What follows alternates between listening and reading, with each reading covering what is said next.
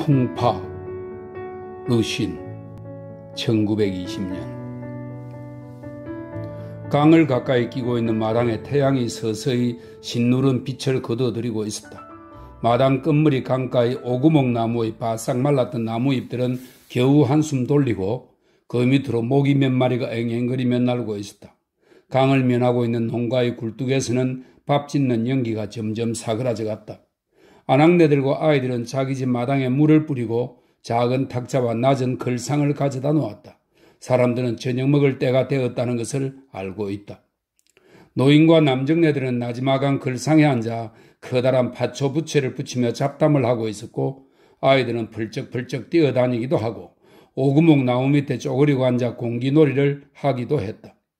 아낙네들은 김이 무럭무럭 나는 새까만 마른 나물 삶은 것과 송아빛의 누런 쌀밥을 날라봤다. 강에 문인들의 술놀이 배가 지나가면서 시인들이 이 광경을 보았다면 크게 시상이 떠올라 이렇게 말했을 것이다. 근심 걱정 없도다. 이게 바로 전운의 즐거움이라. 그러나 시인의 말은 사실과는 좀 맞지 않는다. 그들은 국은 할머니의 말을 듣지 못했기 때문이다. 그때 국은 할머니는 크게 노해서 찢어진 파초 부채로 걸상을 두들기며 말했다.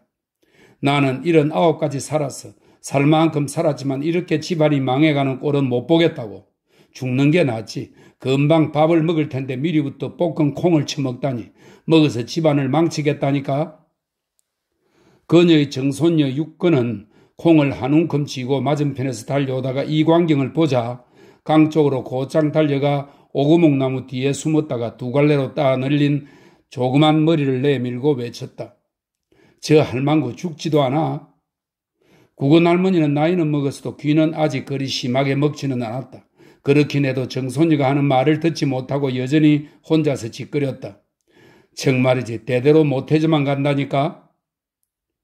이 마을의 관습은 좀 별난 데가 있었다. 여자가 아이를 낳으면 저울에 아이 무게를 달아서 그 건수로 아이의 이름 짓기를 좋아하였다. 국은 할머니는 50살을 경축하는 생일잔치를 치르고 난 후부터는 점점 불평객으로 변했다. 그녀가 젊었을 때에는 날씨가 지금처럼 이렇게 덥지 않았다느니, 콩도 지금처럼 이렇게 딱딱하지 않았다느니, 아무튼 지금 세상은 틀려 먹었다고 하면서 언제나 투덜거렸다. 하물며 육건은 그녀의 정조 할아버지보다 3근이나 모자라고 또 그녀의 아버지 7근보다도 1근이 덜 나가니 이것은 정말 움직일 수 없는 신뢰인 것이다. 그래서 할머니는 힘주어서 말하는 것이었다. 정말이지 대대로 못해져 간다니까. 그녀의 며느리인 7근의 처가 마침 밥 바구니를 들고 식탁으로 걸어오더니 갑자기 밥 바구니를 식탁에 탁 놓으며 쏘아붙였다. 어머님, 또 그 말씀이시네요? 육근이 태어날 때 6건하고도 5냥이 더 나갔잖아요?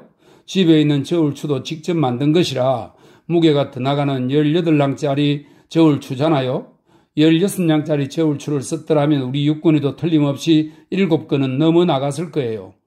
정조 할아버지나 할아버지도 정말로 9건이나 8건을 꽉 채웠는지 잘 모르는 일이잖아요?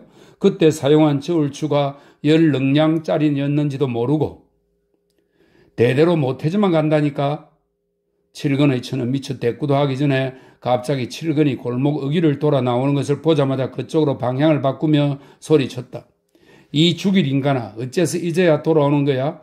어디 가서 되졌나 했지. 식구들이 밥을 먹으려고 기다리고 있는 것은 생각지도 않고. 7근은 비록 농촌에 살고 있지만 일찍부터 출세를 해볼 야심을 품고 있었다. 그의 할아버지로부터 그의 대에 이르기까지 3대가 호미자루를 잡아본 적이 없었다. 그도 언제나처럼 사공 노릇을 하며 매일 한 번씩 이른 아침에 루지인에서 읍내로 들어갔다가 해질녘이면 루지인으로 돌아오곤 했다. 이런 까닭에 그는 세상 돌아가는 소식에 매우 밝았다. 말하자면 어느 곳에서는 번개 귀신이 진해 귀신을 쳐 죽였다느니 어느 곳에서는 규중 처녀가 야차 귀신을 낳았다느니 하는 따위였다. 그는 마을에서 제법 세상 밖으로 나다니는 인물로 알려져 있었다. 그러나 여름에 밥을 먹을 때 등불을 밝히지 않는다는 것이 전부터 지켜져 내려오는 농가의 관습이었으므로 귀가 시간이 너무 늦으면 당연히 욕을 먹게 되어 있다. 7근은 한 손에 상하 물뿌리에 백동 대통의 6자도 더 되는 반죽장죽을 들고 머리를 숙인 채 천천히 걸어와서 낮은 걸상에 앉았다. 육건도 그 틈을 타서 살그머니 나와 자기 아버지 곁에 앉아 아버지를 불렀다. 그러나 칠근은 대답하지 않았다. 대대로 못해져가고 있다니까. 구건 할머니가 말했다. 칠근은 천천히 고개를 들고 한숨을 푹 내쉬면서 말하기를 황제께서 등극하셨대 라고 했다. 칠근의 처가 잠시 멍청이 있더니 갑자기 크게 깨닫기라도 한 듯이 말했다. 참 잘됐네요. 그러면 또 대사령이 내리지 않겠어요? 칠근은 또 한숨을 내쉬며 말했다. 나는 변발이 없잖아. 황제께서 변발이 있어야 한대요? 황제께서는 변발을 요구하거든. 당신 어떻게 알아요? 칠근의 처는 조급해져서 다그쳐 물었다. 함흥주점 사람들이 모두 있어야 한댔어. 칠근의 처는 이때 직감적으로 사태가 별로 좋지 않다는 것을 느꼈다. 왜냐하면 함흥주점이라면 소식이 정통한 곳이기 때문이었다. 그녀는 칠근의 까까머리를 헐깃 보고는 화가 치미는 것을 참을 수가 없었다. 남편이 안타깝기도 하고 밉기도 하고 원망스럽기도 했다. 그러자 순간 절망적인 기분에 빠져들었다. 그녀는 밥 한 그릇을 퍼서 칠근 앞에 내밀며 말했다. 어서 밥이나 먹어요. 울상을 한다고 변발이 생기겠어요? 태양이 그 마지막 광선마저 모두 거두어들이자 물 위는 어두워지면서 시원한 기운으로 돌아왔다. 마당에서는 젓가락과 대접이 달그락거리는 소리가 울리고 사람들의 등줄기에는 땀방울이 배어나왔다. 칠근의 처는 밥 3공기를 다 먹은 후 무심히 고개를 들었다. 갑자기 심장이 참을 수 없이 두근두근 뛰기 시작했다. 오구목 나무 사이로 키가 작고 뚱뚱한 자오치 어른이 바로 통나무 다리를 건너오는 것을 보았기 때문이다. 게다가 그는 파란 옥양목의 두루마기까지 입고 있었다. 자오치 어른은 이웃마을 마오웬 주점의 주인이고 또 사방 30리 고을란에서는 유일하게 학문까지 겸비한 뛰어난 인물이었다. 학문이 있기 때문에 어딘가 모르게 유로의 분위기가 풍겼다. 그는 10여 권이나 되는 김성탄이 비평을 붙인 삼국지를 가지고 있으며 언제나 자리에 앉아 한자 읽고 있었다. 그는 오호 장군의 이름을 알 뿐만 아니라 심지어는 황충의 자가 한성이고 마초의 자가 맹기라는 것까지도 알고 있었다. 혁명이 일어난 후에 그는 변발을 머리에 얹고 도사처럼 하고 다녔다. 늘 탄식을 하며 만약 조자룡이 살아있었으면 천하가 이 지경까지 어지러워지지는 않았을 것이라고 말하곤 하였다. 칠근의 처는 눈이 밝았다. 오늘의 자오치 어른은 이미 도사가 아니라 머리를 반짝반짝 빗어넘겨 새까만 변발로 변해 있음을 멀리서 바라보고도 알아차렸다. 그녀는 틀림없이 황제가 등극하였을 뿐만 아니라 또한 반드시 변발이 있어야 하고 또한 칠근이 틀림없이 대단히 위험한 지경에 빠져 있음을 알아차렸다. 왜냐하면 자오치 어른이 쉽게 아무 때나 이 옥양목 두루마기를 입지는 않기 때문이었다. 3년 동안 오직 2번을 입었는데 한 번은 그가 몹시 싫어하는 곰보 아스가 병이 났을 때였고 또 한 번은 그의 술집을 엉망으로 만들었던 루 어른이 죽었을 때였다. 지금이 3번째로 틀림없이 그에게는 경사스러운 일이 있고 그의 원수에게는 재앙이 내린 것을 뜻하는 것이었다. 칠근의 처는 2년 전에 칠근이 술에 만취해서 자오치 어른을 천한 놈이라고 욕했던 기억이 떠올랐다. 그래서 지금 이 순간 칠근의 신변에 위험이 닥쳤다는 것을 직감하고 가슴이 갑자기 두근거리기 시작했던 것이다. 자오치 어른이 걸어오자 길가에 앉아서 밥을 먹고 있던 동네 사람들이 모두 일어나서 젓가락으로 자신의 밥그릇을 가리키며 말했다. 치 어른, 여기서 진지 좀 드시죠? 치 어른도 줄곧 머리를 끄덕이며 어여들 드시게 하고 대답하면서 곧장 칠근네 집 식탁 옆으로 다가왔다.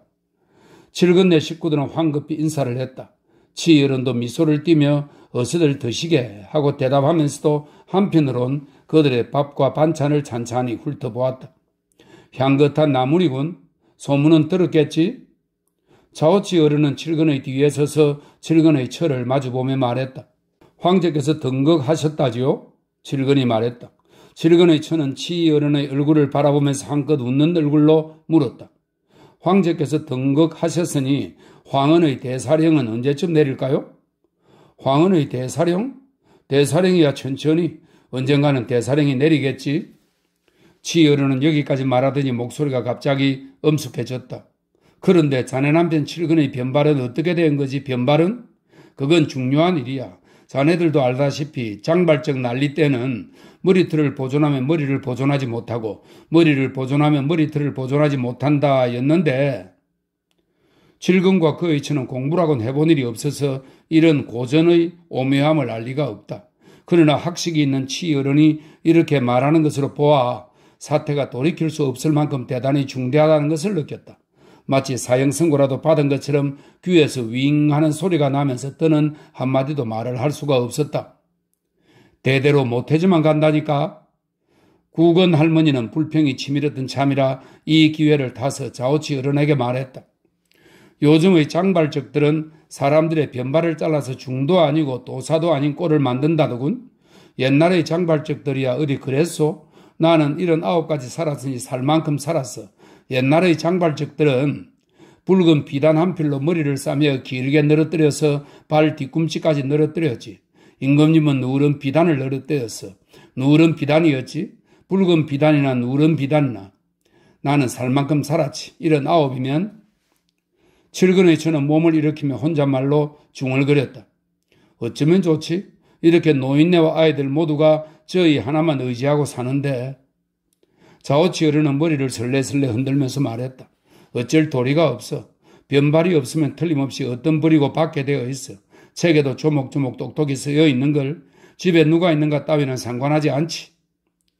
칠근의 처는 책에 쓰여 있다는 말을 듣고는 완전히 절망했다. 자기 혼자 아무리 허둥대도 방법이 없었다. 그러다 또 갑자기 칠근이 미워지기 시작했다. 그녀는 젓가락으로 칠근의 코끝을 가리키며 말했다. 이 죽일 인간아, 다 자업자득이야. 혁명 때 내가 뭘 했어? 배를 젓지 말아라. 문 안에 들어가지 말아라. 그랬는데 귀를 쓰고 문 안에 들어가더니 문 안에 들어가서는 기어이 변발을 잘렸잖아? 전에는 비단같이 윤이 나는 새까만 변발이더니 지금은 중도 아니고 도사도 아닌 꼴을 하고 있으니 저 원수야 제가서 사는 고생이라지만 거기에 말려든 우리는 어떻게 하라는 말이야? 이 죽일 놈의 죄이나. 마을 사람들은 자오치 어른이 마을에 온 것을 보고는 얼른 식사를 끝내고 칠근네 식탁 주위로 몰려들었다. 칠근은 그 자신이 세상 물정을 꽤 아는 인물로 여겼는데 대중 앞에서 여자에게 이렇게 모욕을 당하고 보니 체면이 말이 아니었다. 할 수 없이 고개를 들고 천천히 말했다. 오늘은 너가 입에서 나오는 대로 짓거리지만 그때는 너도 이 등신 같은 죄인이. 구경꾼 중 바이 여인은 성질이 아주 온순한 사람이었다. 그녀의 2살 난 유복자를 안고서 칠근의 처 바로 옆에서 떠드는 것을 보고 있다가 민망해서 달래듯이 말하였다. 칠근 때 그만둬요. 사람이 신이 아닌 이상 어느 누가 앞일을 알겠어요. 칠근 댁도 그때 그렇게 말했잖아요.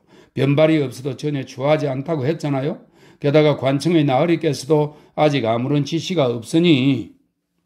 칠근의 처는 다 듣기도 전에 두 귀가 새빨개지더니 젓가락의 방향을 바꾸어 바이 여인의 코를 가리키며 말했다.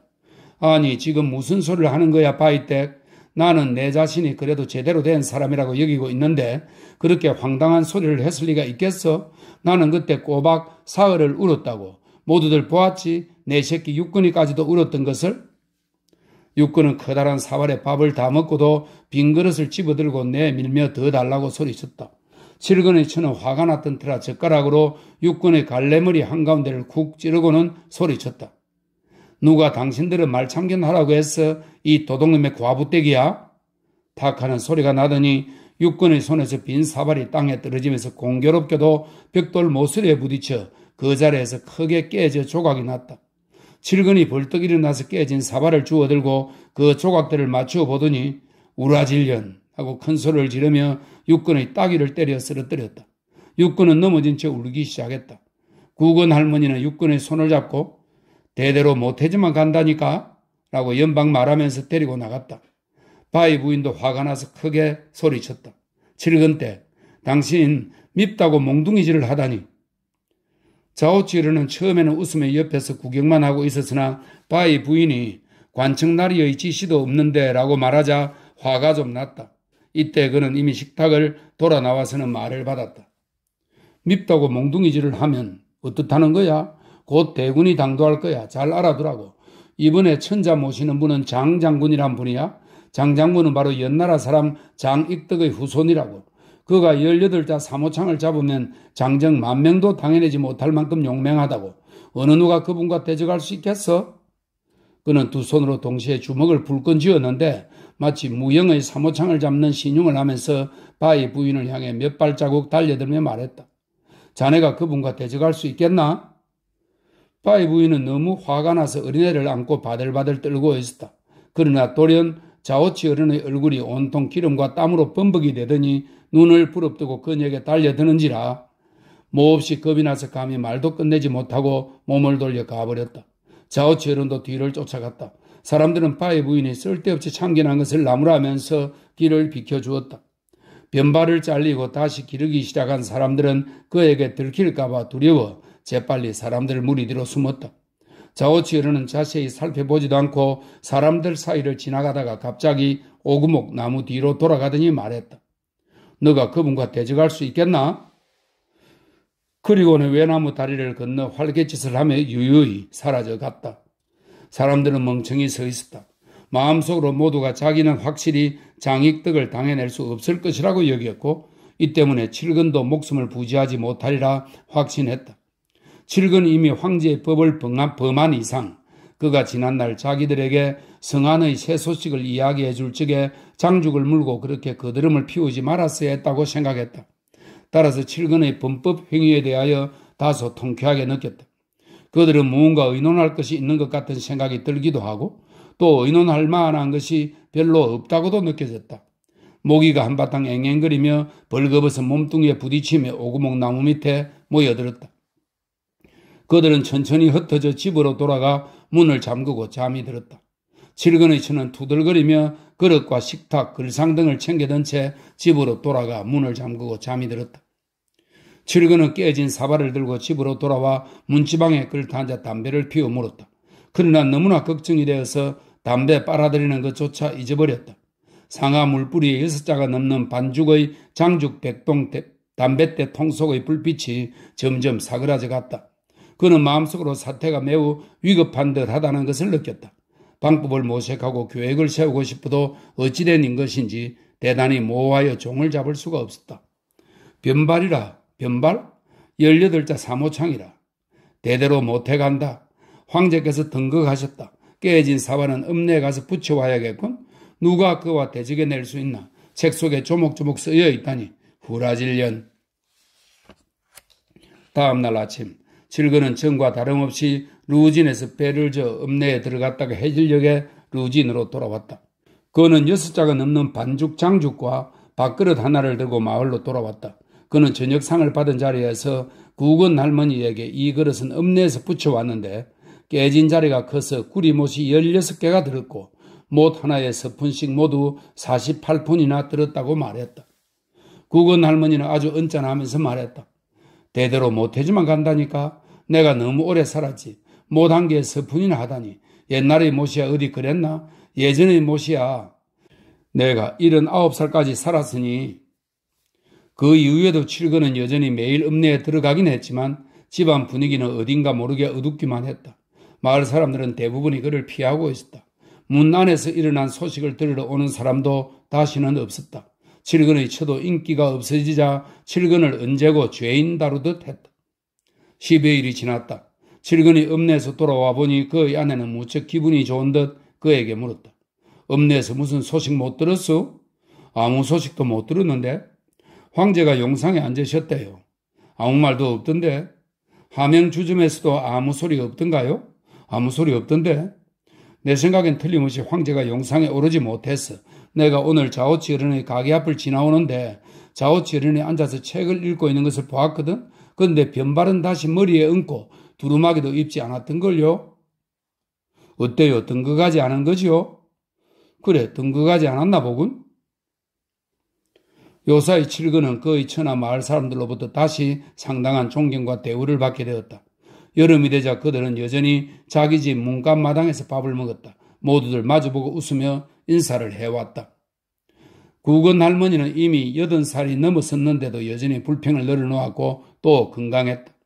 육군의 갈래머리는 벌써 커다란 머리채로 변해 있었다.